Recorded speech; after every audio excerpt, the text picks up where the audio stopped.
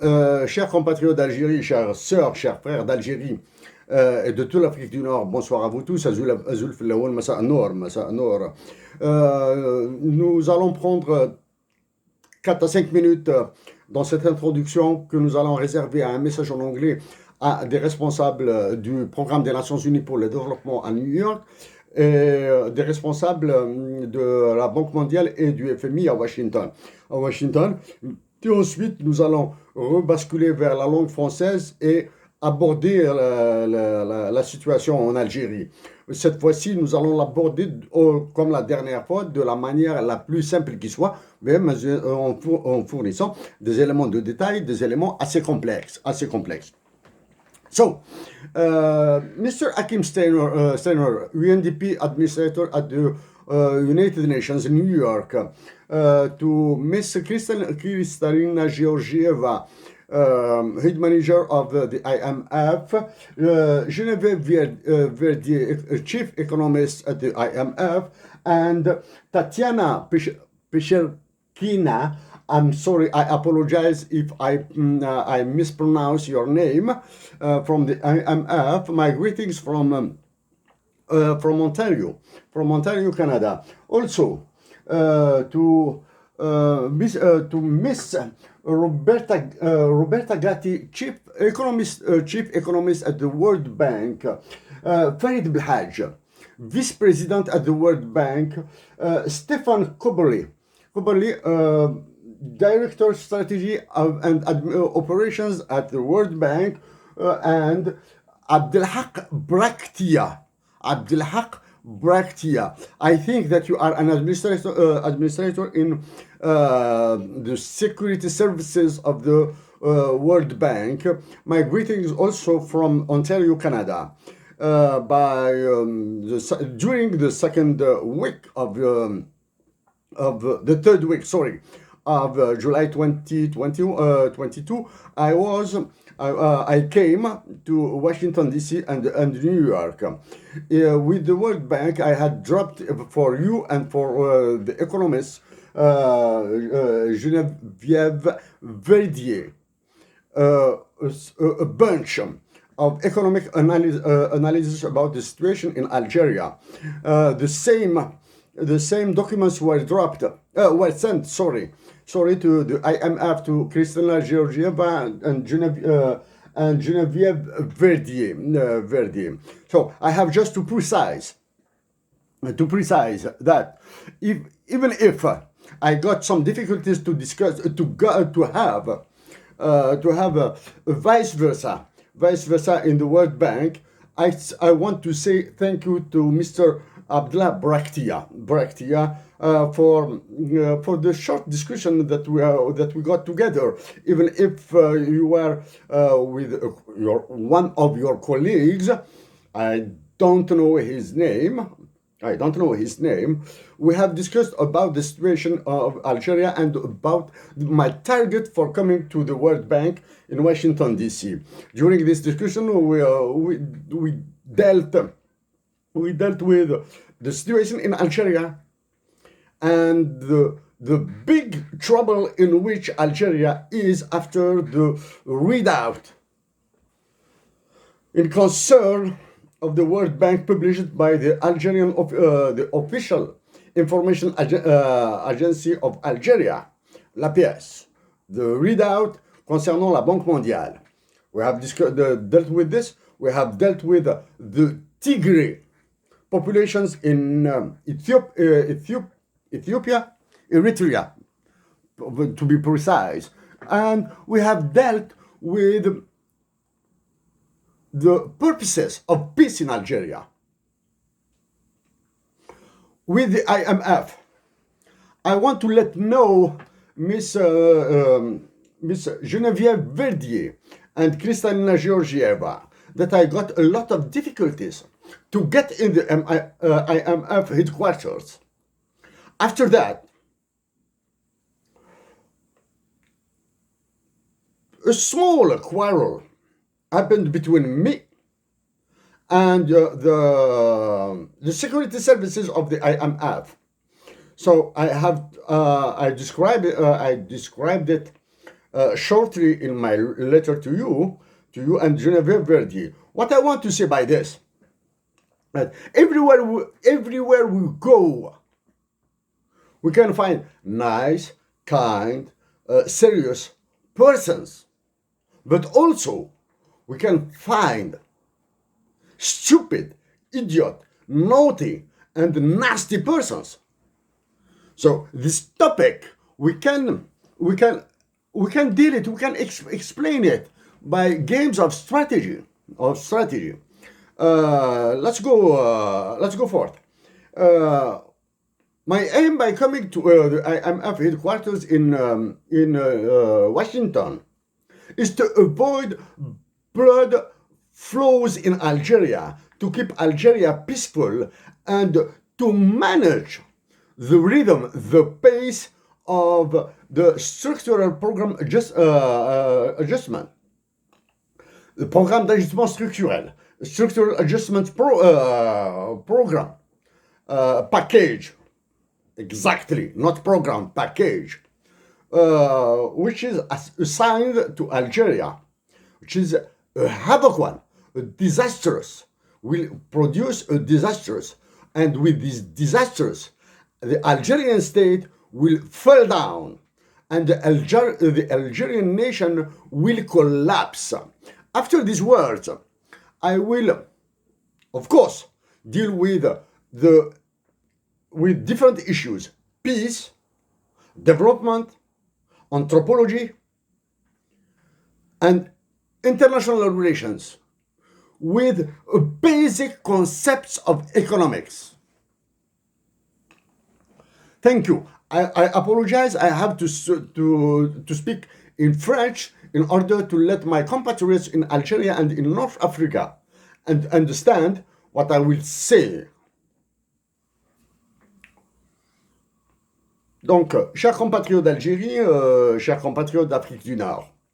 Donc là, c'est en quelque sorte un readout, c'est-à-dire c'est un compte rendu de mon déplacement à New York et à Washington. À New York, c'est auprès du Programme des Nations Unies pour le développement, et à Washington, c'est auprès de la Banque mondiale et du Fonds monétaire international, pour essayer de voir un petit peu, pour trouver des solutions idoines, pour éviter, pour maintenir l'Algérie en paix, pour éviter l'effusion de sang, pour le respect des droits de l'homme, en abordant le côté anthropologique et droits humains. Et droits humains, bien sûr, avec un soubassement, relations internationales et économie internationale. Voilà. Donc, pour partir à Washington et New York, nous sommes partis avec des chiffres. Tout ce que vous voyez ici, tout ça, ne sont que des chiffres. Ne sont que des chiffres et des graphiques qui nous permettent de comprendre la situation en Algérie, les diagnostics posés, les solutions proposées et les solutions alternatives. Donc, pour aborder toutes ces problématiques, nous allons utiliser bien sûr des concepts de relations internationales et d'économie, bien sûr, mais nous allons les aborder plutôt sous un angle qui paraît plus simple alors qu'il est plus complexe. Il est encore plus complexe. Alors qu'il est plus complexe. Nous allons l'aborder à travers la santé, l'éducation, le développement économique, l'anthropologie, l'ethnologie, les droits humains. Les droits humains. Nous allons les aborder avec ce canevas, avec ce framework, hein, avec cette grille d'analyse. Donc, comme nous l'avons dit, l'économie ne vient qu'en dernier lieu. Hein. Nous allons commencer par un problème international de l'Algérie. Ensuite, nous allons revenir, si nous commençons par ce problème international de l'Algérie, c'est pour montrer la complexité de la situation. Et nous allons revenir vers des aspects plus simples. Ensuite, des aspects plus simples à comprendre. Mais les problèmes qu'il pose sont assez complexes à résoudre. Voilà. Abraham Lincoln a dit: No man is poor who has a godly mother. Abraham Lincoln, père fondateur des USA, des États-Unis d'Amérique, ancien président, parmi les premiers présidents des États-Unis d'Amérique, a dit: No man is poor who has a godly mother. Aucun humain n'est pauvre s'il a une mère divine. C'est Abraham Lincoln. Voilà. Pour nous, le temps a fait qu'il nous était impossible de voir la nôtre, de voir notre mère actuellement. Et pour nous, notre mère est divine. Donc, à tous les responsables de la Banque mondiale, aux responsables du PNUD, aux responsables du FMI que nous venons de citer, donc nous commencerons notre readout, ce compte rendu, avec des mots pour notre mère. Et ce sera en kabyle, notre langue maternelle. Notre langue maternelle. Ima ou khedmara ghilif. Wagi الزردكا وقي دير الجرح يساغ داكي دير الجرح يساغ داكي قزنداو حتى باش وخدم ضراغيلي خدمه باش ويتقرا حرام مليح متي تحريك غابوسيو هاتا همتي سنا خايمه باش تخدم ضراغيلي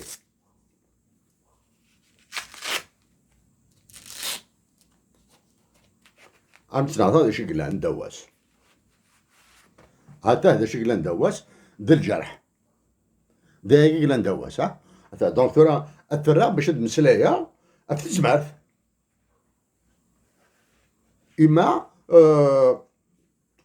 هذا شرم ضلباغ دعوة الخير كوم دابيتود كنيثنو مضيمة دعوة الخير دعوة الخير كويت إلى حباب يوقاد إلى حبابنا دعوة الخير يوقاد تفغيض دعوة الخير وذي موثن يوقاد يدرن إلى حبابي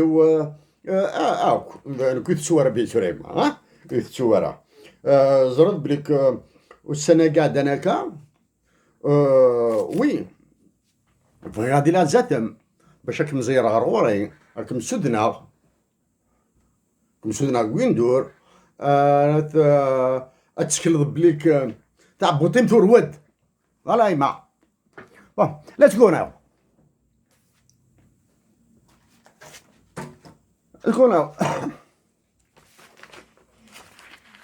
Nous allons commencer par un premier problème, une première problématique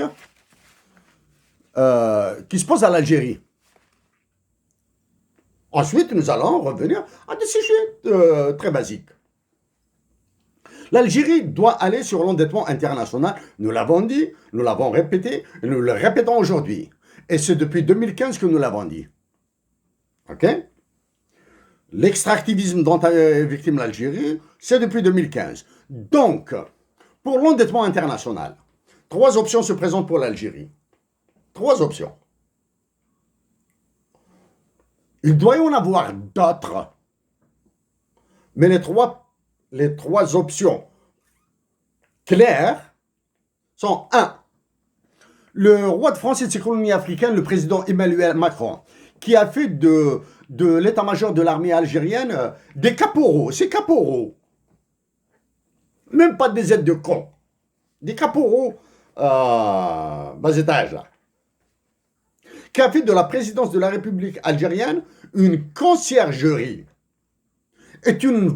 Et qui vient, après sa tournée en Afrique, qui vient d'insulter les Maliens à partir d'un pays autre que le Mali. En Guinée-Bissau. De Guinée-Bissau ou c'est ça, de Guinée-Bissau, ou Guinée-Bissau ou Côte d'Ivoire. Alors, lors de sa dernière visite dans les pays africains, il a insulté les Maliens à partir d'un pays étranger. Son insulte consiste à encore embraser plus le Mali en indiquant les victimes, les Peuls, tribus. C'est comme s'il indiquait les Chaouis, les Mozabites, les Tergis, les Kabyles, les Arabes en Algérie. C'est comme s'il les indiquait. C'est comme s'il disait que les Aurésiens, les Peuls au Mali, c'est comme si les Aurésiens en Algérie, les Kabyles en Algérie, les Arabes d'Alger en Algérie, les Tergis dans l'extrême sud, ou bien comme les Tlemceniens, les Oraniens en général, etc., les Mozabites, sont des victimes. Donc, il embrase encore plus le Mali, alors que la cause principale de ce qui se passe au Mali est d'abord de la responsabilité des Maliens et de la faute des Maliens, qui ont donné, au même titre que le Niger, que le Tchad, que la République centrafricaine, qui ont donné leurs ressources naturelles à la France avec une monnaie française. Voici la cause du terrorisme dans ces pays dominés par le roi de France et ses colonies africaines. Donc nous revenons. Donc le roi de France et ses colonies africaines, le président Emmanuel Macron, qui après avoir ravagé la France, veut ravager toute l'Afrique. Il a déjà ravagé. Donc il a fait des généraux de l'armée algérienne ses caporaux, il a fait de la présidence algérienne une conciergerie. Donc, et lui, c'est une voie pour l'endettement international, l'Algérie. Il détient une solution pour le futur endettement de l'Algérie à travers un groupe de banques dirigé par la banque Rothschild, la banque Rothschild qui l'a formé. Donc, il peut construire, demander à la banque Rothschild de conduire un groupe d'investisseurs privés dans la future dette souveraine de l'Algérie. Pendant que la France s'endette à des taux d'intérêt négatifs, c'est-à-dire si elle emprunte 100 milliards d'euros, elle peut rembourser 80 milliards d'euros. L'Algérie va s'endetter avec des taux d'intérêt de 10, 15, 20, 25%, avec des actions d'une débilité indescriptible des généraux algériens. L'affaire de communiqué de la Banque centrale, de la Banque mondiale, le limogeage de la Banque centrale, le refus d'admettre que le gaspillage des ressources internationales algériennes par l'armée algérienne va conduire l'Algérie à la cessation de paiement. Nous allons revenir sur la cessation de paiement. Ça, c'est la première voie pour l'endettement de l'Algérie. La deuxième voie pour l'endettement de l'Algérie, c'est quoi? Mario Draghi, le chef du Conseil italien, qui est venu en Algérie, qui a fait des emplettes gratuites en Algérie, le gaz, qui a fourgué des contrats à l'Algérie, mais cette fois-ci, pas en tant que président gouverneur de la Banque centrale européenne, de la BCE, mais en tant qu'ancien directeur, vice-président à Goldman Sachs, aux États-Unis d'Amérique. Donc, ils vont demander à Goldman Sachs de constituer un groupe d'investisseurs privés. Pendant que l'Italie s'endette à des taux d'intérêt privés, nous allons à des taux d'intérêt négatifs, nous le répétons, pour que ça rentre une fois pour toutes dans la tête des Algériens. L'Algérie va s'endetter à des taux probablement de 25-30%. Nous ignorons. La troisième voie pour l'endettement international. BlackRock. Ça fait plus de 6 mois depuis que nous avons parlé de BlackRock. À travers quoi? à travers le gazoduc Nigeria, Niger, Algérie. Que nous allons aborder d'une manière un peu plus construite là, en faisant un parallèle avec le gazoduc Algérie-Espagne qui passe par le Maroc et tous les problèmes qu'il y a. Rapidement, BlackRock, qui est un fonds de fonds d'investissement privé, qu'on appelle en anglais private equities. Actuellement, il est aux alentours de 8 000 milliards de dollars. Disons bien, hein? 8 000 milliards de dollars de capitaux à investir. De capitaux disponibles. OK? Donc, prêter 5 milliards, 10 milliards, 15 milliards à l'Algérie avec des tranches, avec des conditionnalités toujours de plus en plus sévères, c'est comme donner une sucette à un enfant. Voilà maintenant pour le premier problème énorme qu'attend l'Algérie. Maintenant, nous allons revenir à des aspects, nous le répétons, qui vous paraîtront simples, mais ils sont très complexes. Des aspects très simples, mais qui sont très complexes, quand ils sont mis sur la table de négociation, hein, sur la table de négociation. Donc, dans nos premiers mots, nous avons parlé de l'endettement international de l'Algérie. Nous allons rester sur la question de l'endettement de l'Algérie, mais d'une manière très rapide. L'endettement de l'Algérie signifie l'Algérie doit s'endetter parce que ses réserves internationales ne suffisent plus pour couvrir les besoins de l'Algérie. Alors, qu'attendent le gouverneur de la Banque d'Algérie, le ministre des Finances, le Premier ministre pour s'exprimer, pour parler du niveau des réserves internationales de l'Algérie? Au lieu de nous bassiner avec des mois de réserve supérieurs à une année, inférieurs à 2 années, et toutes sortes de balivernes, nous qui avions dit il y a plus d'une année et demie que l'Algérie ne disposait que de 6 mois d'importation d'après les chiffres de la Banque mondiale. D'après les chiffres de la Banque mondiale. Donc, nous restons sur cette position. Que les trois responsables viennent nous contredire.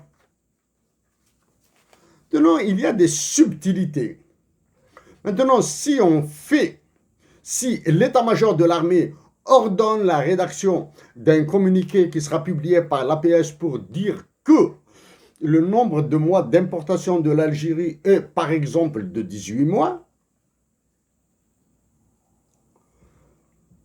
c'est une possibilité qui décrédibilise encore plus l'État algérien.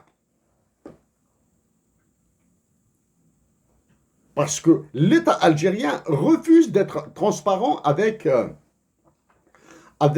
ses résidents, avec les Algériens, avec la nation algérienne. Nous éviterons le qualificatif de citoyen. Il refuse la transparence avec les sujets algériens. Maintenant, pour jouer avec les mots, aujourd'hui, nous pouvons dire que l'Algérie dispose de 73 mois d'importation avec les réserves internationales disponibles et engageables immédiatement. C'est la définition des réserves internationales selon le FMI. Il dispose de 73 mois. Certains seront satisfaits.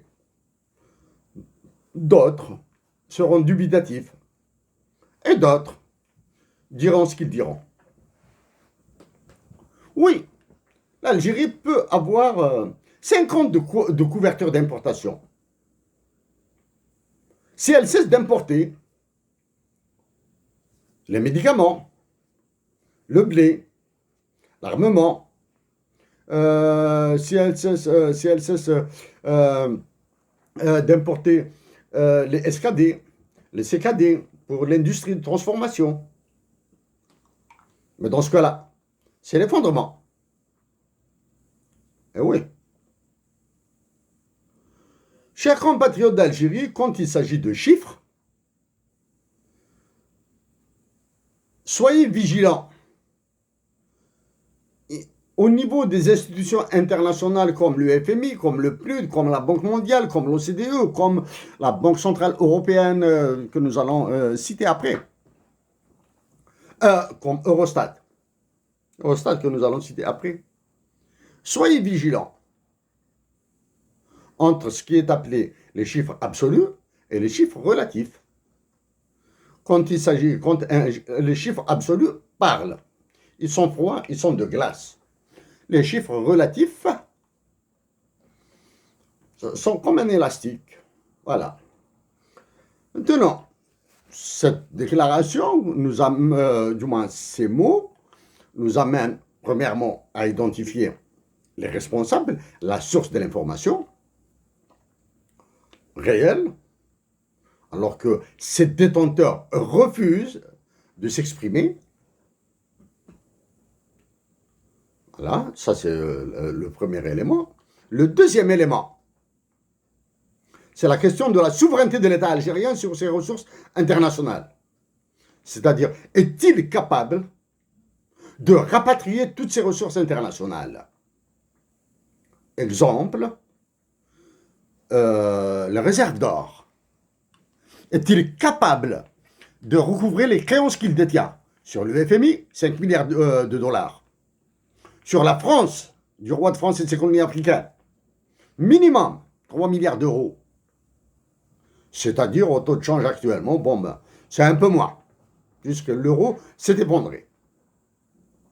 Voilà. Ça, c'est pour... Qu'attend-il pour s'exprimer formellement? Maintenant, ça, c'est un premier élément du grand puzzle de la complexité de la situation de l'Algérie et de toute l'Afrique du Nord. Nous le répétons que les Algériens, en continuant à rester dans cette dignité, ils sauveront la patrie. En continuant à demeurer pacifiques, ils seront un exemple pour les autres pays d'Afrique du Nord et même pour le monde. 3. En acceptant de se sacrifier, ils donneront la leçon à la présidence et à l'état-major de l'armée surtout. En parlant de l'état-major de l'armée, avez-vous remarqué que les gestionnaires de certaines grandes entreprises nationales, grandes de par le nom, de par le nombre de personnes employées, de par la réputation, sont changés à tour de bras, sauf les généraux d'état-major qui refusent d'être renouvelés. Avec cette particularité, caractéristique, à chaque fois qu'un général qui a roulé sa bosse depuis les années 90 se prononce publiquement, il dit une connerie. Chaque fois qu'il se prononce, c'est pour dire une connerie. Voilà, maintenant, nous avons réglé la question de la transparence de l'information, de la souveraineté de l'Algérie sur ses réserves internationales, sur le volume de l'endettement, sur le renouvellement de l'état-major de l'armée, les renouvellements à l'improviste, à tire-larigot qui s'opèrent au niveau des entreprises nationales. Donc, c'est trop. Maintenant, nous allons revenir à des aspects très terre-à-terre, très simples à comprendre par tout le monde, mais très complexe dans le fond. En partant, même si notre déplacement à Washington a précédé New York, nous préférons commencer par New York. À New York, donc, oui, on nous a ballotté de l'ONU vers un service annexe de l'ONU, d'un autre service annexe de l'ONU, on nous a ballotté vers un autre immeuble appartenant à l'ONU, c'est sur l'East River. L'East River, donc pas loin de Brooklyn, tous les quartiers là. Donc ils nous ont basculé d'un service, d'un immeuble vers un autre, bon, jusqu'à avoir atterri à la bonne porte, celle du PNUD, du Programme des Nations Unies pour le développement. Donc nous avons fait ce que nous devions faire au niveau du PNUD. Du PNUD, nous sommes à pied,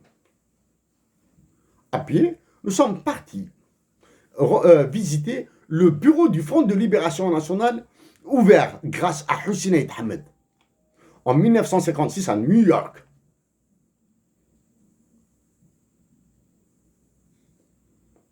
Voilà. Nous avons visité nous avons visité l'immeuble qui a abrité l'appartement qui avait servi qui a servi de représentation du FLN à New York pour introduire la question algérienne à l'Assemblée générale des Nations Unies. Donc, c'est grâce à Hussein Aït Ahmed que ce bureau, cet appartement a été loué. Par la suite, il a été occupé par Mohamed Yazid, et son épouse. Voilà pour notre action à New York. Le PNUD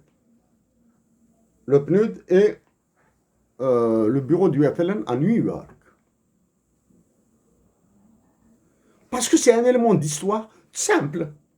C'est un élément simple. Mais de par l'histoire qu'il véhicule,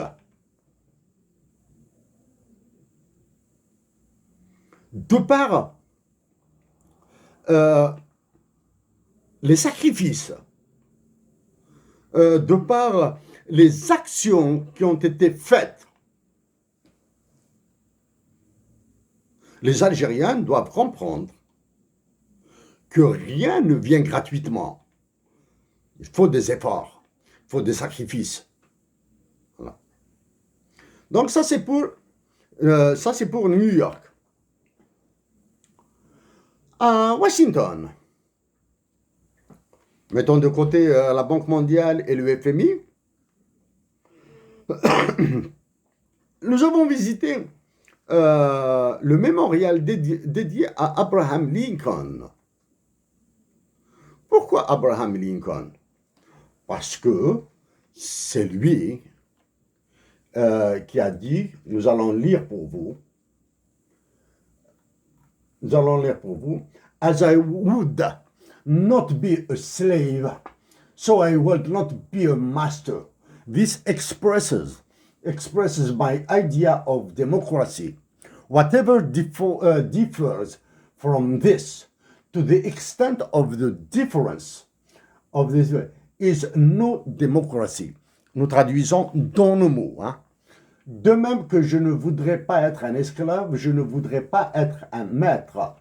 Telle est ma conception de la démocratie, c'est notre traduction. Mais maintenant, la bonne traduction, peut-être la plus noble, la plus émouvante, est celle de Lounas Matoub. Dans son œuvre, Regard sur un pays damné. Or, pour nous, partir à New York auprès du PNUD des Nations Unies, du FMI et de la Banque mondiale devient accessoire devant la signification des actions de Hussein Aït Ahmed et de Lounas Matoub. Donc, en parlant des actions de Hussein Aït Ahmed et de Lounas Matoub, nous atterrissons sur 3 aspects. Les droits de l'homme en Algérie, l'identité amazigh de l'Algérie et la consolidation de l'Algérie. Consolidation, nous voulons dire par là intégrité du territoire de l'Algérie, du territoire algérien. Donc, là, maintenant,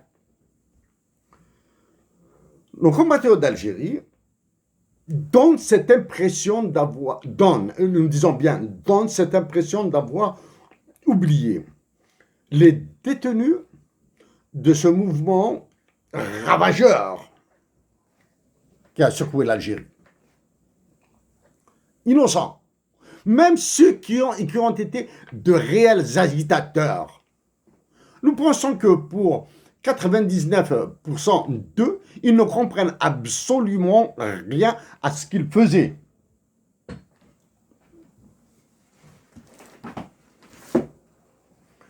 Voici l'un des derniers livres que nous avons parcouru rapidement, parce que nous connaissons The Philanthropy of George Soros, Building Open Societies, écrit par Chuck Sudetic, avec un mot de George Soros en personne.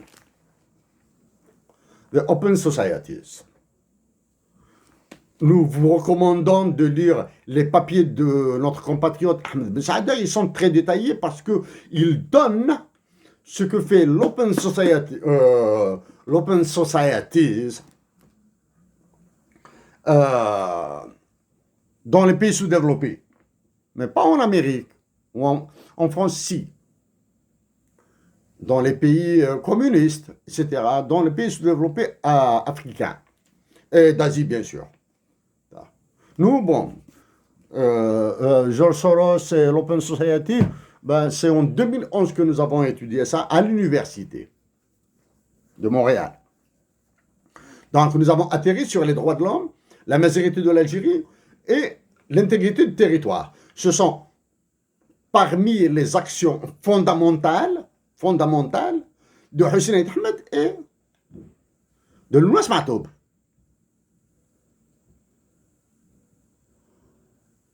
En apparence, elles sont simples, mais elles sont très complexes. Les objectifs de ces actions sont très complexes. Pour preuve, par exemple, un écrivain militaire algérien qui vient gémir à Tizi Ouzou. Au lieu d'aller gémir d'aller pleurer ou d'aller soutenir les populations algériennes, nos frères du Sud, les Tergis. Au lieu d'aller soutenir nos frères et sœurs de la Rocade. Amène à Tizi Ouzou, il gémit à Tizi Ouzou. Et la question de la majorité qui devient centrale parce que c'est un brasier que peuvent allumer plusieurs pays, plusieurs organisations internationales, et nous pensons essentiellement au roi de France et de ses colonies africaines, comme il vient de le faire avec les Peuls au Mali, et nous pensons aux États-Unis d'Amérique. Et la pire possibilité viendrait de la Ligue arabe. Oui.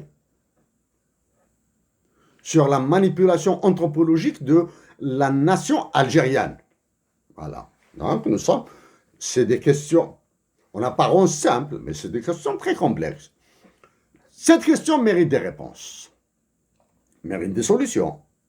Parmi les solutions, celles que nous avions proposées en 2014, la dotation de l'Algérie d'un hymne national bilingue. L'arrêt de l'enseignement de Tamazight dans les écoles primaires et le renvoyer aux études supérieures. Voilà. Mettre l'enseignement de Tamazight